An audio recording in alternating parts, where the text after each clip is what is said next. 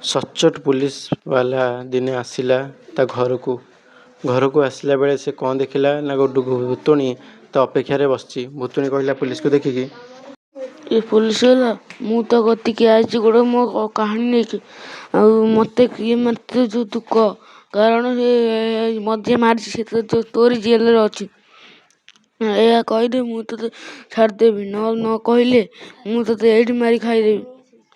ଆଉ କହ, ତାପରେ ମୋର ପ୍ରତିଶୋଧ ନେବାର ଅଛି। ମୋ ଝିଅକୁ ବି ସିଏ ମାରିଛି। କିଏ ସିଏ?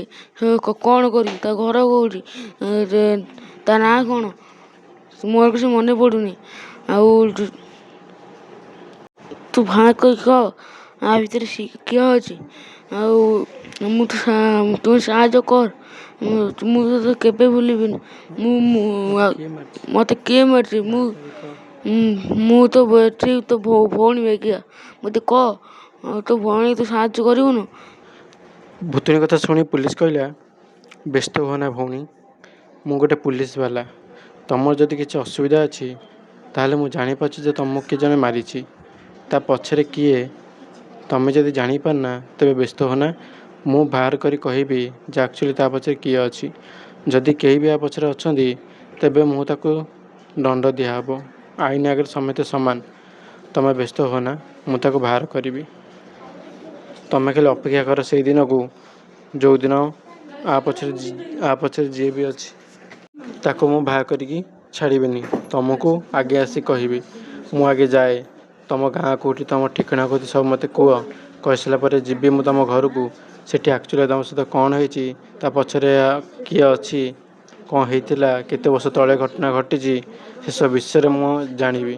ତା ପୁଲିସ ବାଲା ଚାଲିଗଲା ତା ଗାଁ କତିକି, ତା ଘର ପାଖକୁ। ତା ଘର ପାଖରେ ଭୁତୁଣୀର ଶାଶୁ ଥିଲା।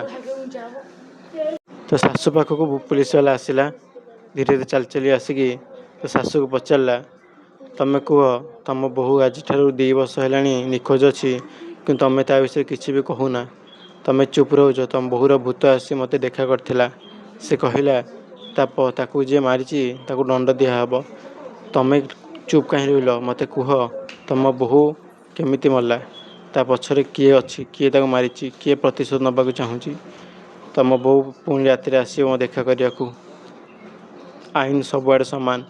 ତମେ ଯଦି କହିବ ଯେ ୟା ପଛରେ କିଏ ଅଛି, କିଏ ପ୍ରତିଶୋଧ ନେଇଛି, କି ଯାହା ବି ହେଇଛି, ତମେ ଲୁଚାଅ ନା କିଛି। ଆଇନକୁ ସବୁ କିଛି କହିଦିଅ। ବୁଝିପାରିଲ? ଚୁପ୍ ହେଇ ରୁହ ନା। ଚୁପ୍ ହେଇ ରହିଲେ କଥା ଆଗକୁ ବଢ଼ିବ। ତେଣୁ ସତ ମୋ ଆଗରେ କହିଦିଅ, ତମକୁ ମୁଁ ଛାଡ଼ିଦେବି। ନହେଲେ ଯେଉଁଭଳିଆ ମାଡ଼ ହେବ ତମକୁ କେହି ପାରିବେନି।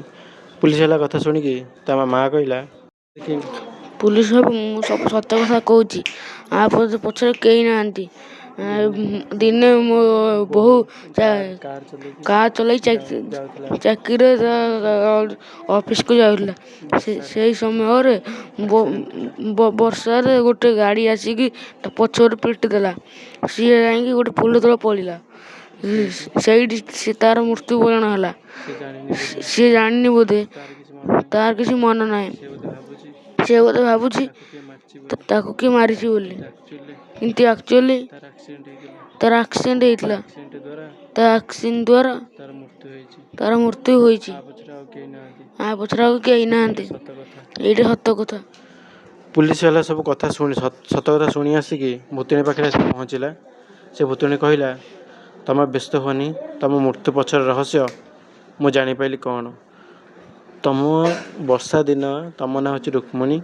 ତମେ କନ୍ତାପାଶି ପାଖରେ ରହୁଛ। ତମେ ଦିନେ ଗୋଟେ କାରରେ ଆସୁଥିଲ ବର୍ଷା ଦିନରେ। ଗୋଟେ କାର୍ ତମ କାର୍କୁ ବାଡ଼େଇ ଦେଲା। ତା ନାଁ ହେଉଛି ରମେଶ ସାହୁ। ତମକୁ ବାଡ଼େଇ ଦେଇ ତମେ ଆକ୍ସିଡେଣ୍ଟ କରିଦେଲା। ତମେ ସେ ଆକ୍ସିଡେଣ୍ଟରେ ମୃତ୍ୟୁବରଣ କରିଛ। ତମକୁ କେହି ମାରିନାହାନ୍ତି। ଯଦି ତମକୁ କେହି ଦୋଷ, ତାହେଲେ ସେ ରମେଶ ସାହୁର ଦୋଷ। ରମେଶ ସାହୁ ତମ ଆକ୍ସିଡେଣ୍ଟ କରିଥିଲା। ମୁଁ ସବୁ ଖବର ବୁଝିକି ଆସିଛି। ତେଣୁ ତମର ଯଦି ପ୍ରତିଶୋଧ ନେବାର ଅଛି ତେବେ ରମେଶ ସାହୁ ପାଖକୁ ଯାଅ। ସେ ରମେଶ ସାହୁ ସବୁ ମୂଳର କାରଣ। ସେ ହିଁ ଆକ୍ସିଡେଣ୍ଟ କରିଥିଲା ରଙ୍ଗ ଟର୍ଣ୍ଣରେ ପୁରେଇକି। ପୁଲିସ ବାଲା କଥା ଶୁଣିକି ଭୁତୁଣୀ କହିଲା, ଧନ୍ୟବାଦ ପୋଲିସ ବାଲା, ତମେ ମୋତେ ଏତେ ସାହାଯ୍ୟ କଲ। ମୁଁ ତମ ସାହାଯ୍ୟ କେହି ଭୁଲିବି ନାହିଁ। ମୁଁ ଭାବି ପାରୁନାହିଁ ଯେ ଗୋଟେ ପୋଲିସ ବାଲା ମୋତେ ଏତେ ସାହାଯ୍ୟ କଲା। ଓ ଭାଇ, ମୁଁ ତମ କଥାକୁ ଆଉ ଯୁଗ ଯୁଗ କରି ମନେ ରଖିବି। ଆପଣଙ୍କ କଥା କେବେ ଭୁଲିବିନି। ଆପଣଙ୍କର ଯେବେ ଦୁଃଖ ପଡ଼ିବ ମୋତେ ଡାକିବେ। ମୋ ନାଁ ହେଲା ରୁକ୍ମଣୀ। ମୁଁ ତମ ପାଖକୁ ଆସିବି। ତମର ଯାହା ଦରକାର ମୁଁ ସେ ତମକୁ ଦେବି। ଏହା କହିକି ଭୁତୁଣୀ ସେଠୁ ଉଭାନ ହେଇଗଲା, ଚାଲିଗଲା। ଆମେ ଏଠୁ କ'ଣ ଜାଣିଲେ ଯେ ସାହାଯ୍ୟ କରିବା ସବୁଠାରୁ ବଡ଼ କଥା। ଯଦି ଆପଣଙ୍କୁ ଏ ଭିଡ଼ିଓଟା ଭଲ ଲାଗିବ ତେବେ ମୋ ଚ୍ୟାନେଲକୁ ଲାଇକ୍, ସେୟାର ଆଣ୍ଡ ସବସ୍କ୍ରାଇବ୍ କରିବାକୁ ଭୁଲିବେ ନାହିଁ।